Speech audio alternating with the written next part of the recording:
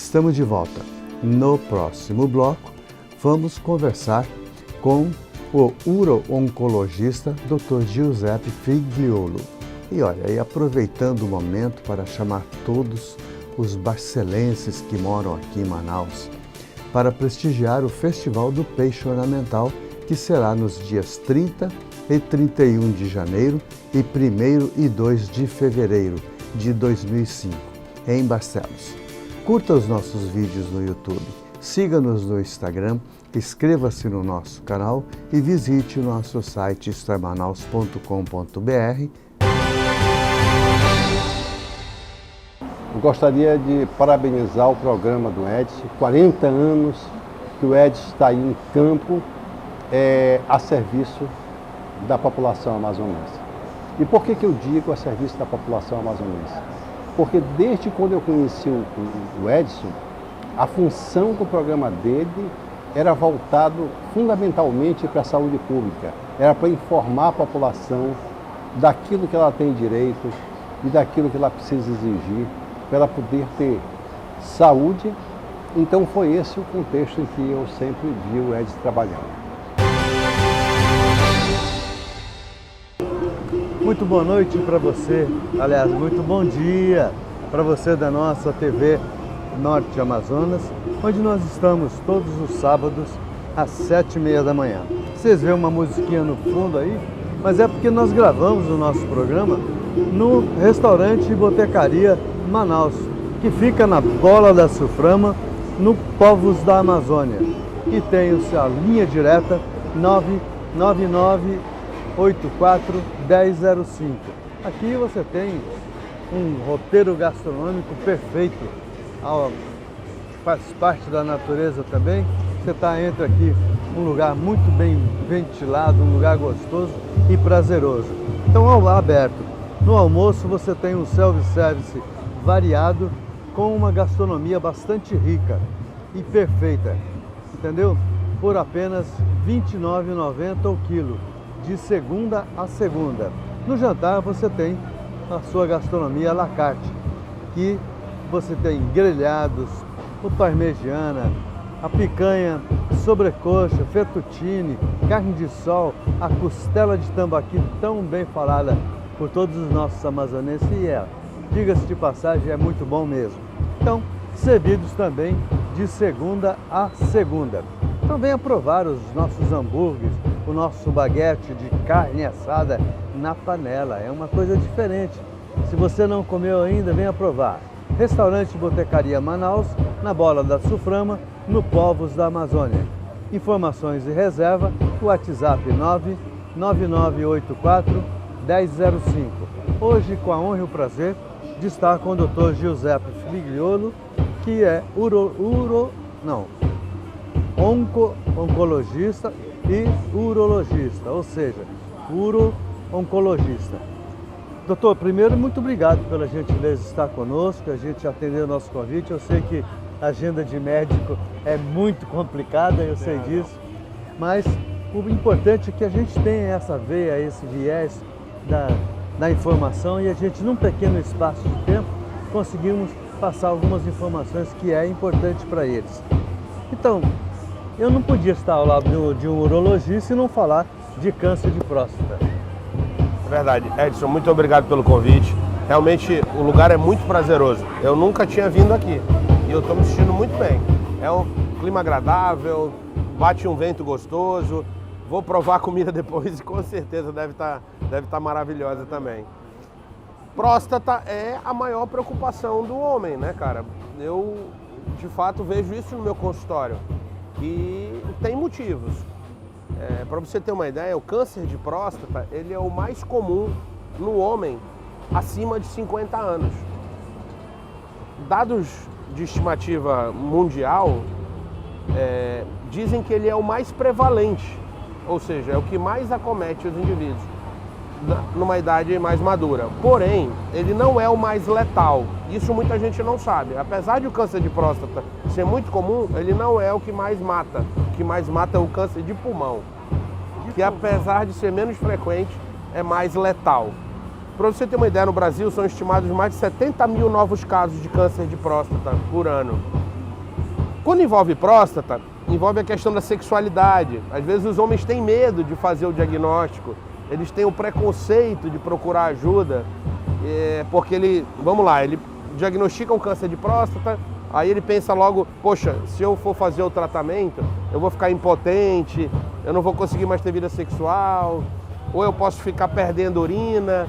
Então os caras têm medo de fazer o diagnóstico. Esse é um grande problema, porque quando a gente pega numa fase tardia, aí sim o tratamento é mais difícil e a chance de evoluir com complicações do tipo impotência, incontinência, que é a perda de urina, é grande. Porém, quando você pega numa fase inicial, quando o câncer ainda não está avançado, é fácil de tratar. O indivíduo fica, na maioria das vezes, curado e consegue ter vida sexual normal depois. Isso é um dado que a gente precisa falar para as pessoas, que com os tratamentos modernos, você volta a ter vida sexual. Doutor, é mito ou é verdade que todo homem vai ter o câncer? Alguns estudos mostram que o câncer de próstata vai aumentando de acordo com o envelhecimento. Ou seja, quem chegar aos 100 anos, a chance de ter câncer de próstata é muito grande. Pode não morrer daquele problema, mas se for fazer uma autópsia, uma necrópsia lá na próstata, vai evidenciar alguma situação, pode ser inclusive um câncer.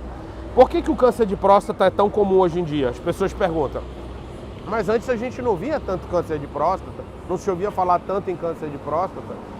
Esse é um dos motivos. Os homens estão envelhecendo, eles estão vivendo mais.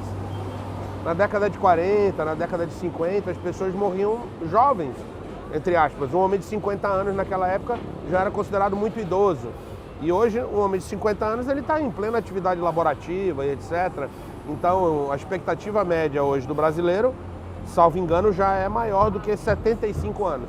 Doutor, a alimentação é um fator contribuinte Sim. para desenvolver um câncer de próstata? Essa é uma outra questão importante também. Além do envelhecimento, que é natural, todo mundo quer envelhecer com saúde, claro, mas à medida que você envelhece, os problemas vão aparecer, câncer de próstata é um deles, a alimentação influi diretamente. Alimentos gordurosos, excesso de carne vermelha, excesso de sal. Por que isso é real? Estudos epidemiológicos mostraram que a população lá do Oriente, cuja dieta é baseada basicamente em peixes, legumes, frutas, verdura, hortaliça, vegetal em geral, eles têm menos câncer de próstata, comprovadamente, do que aqueles do Ocidente, cuja alimentação é muito baseada em gordura, em fritura, em excesso de carne vermelha, em sal, etc. Isso é tão verdade que os orientais que migram para o Ocidente e ficam lá durante muitos anos, acabam desenvolvendo câncer de próstata na mesma proporção do que os ocidentais. Ou seja, não é só uma questão genética, tem a questão alimentar envolvida, sem dúvida nenhuma. Obesidade, inclusive, é um fator de risco para câncer de próstata. Tá vendo, gente? Esse é o Dr. Giuseppe Figliolo, uro-oncologista, que tem o seu consultório lá na clínica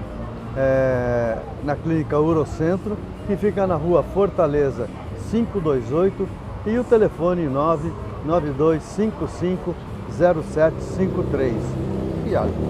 Um profissional que a gente tem um respeito muito grande, muito embora nós não nos conhecíamos anteriormente, mas a gente vê a qualidade, o nível de informação que ele está levando para vocês. Num curto espaço de tempo, a gente faz assim uma viagem de 360 graus.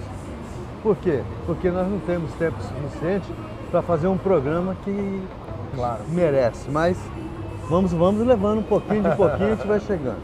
Então a gente está falando ainda de câncer de próstata. Até que ponto a higiene íntima também contribui para que se desenvolva um câncer de próstata? Ou de pênis? Perfeito.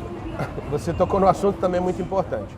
Muita gente não sabe o que é a próstata. A próstata é uma glândula que ela é parte do sistema reprodutor masculino. Qual que é a função da próstata? É produzir parte do sêmen, do líquido que o homem ejacula. A única função da próstata é essa.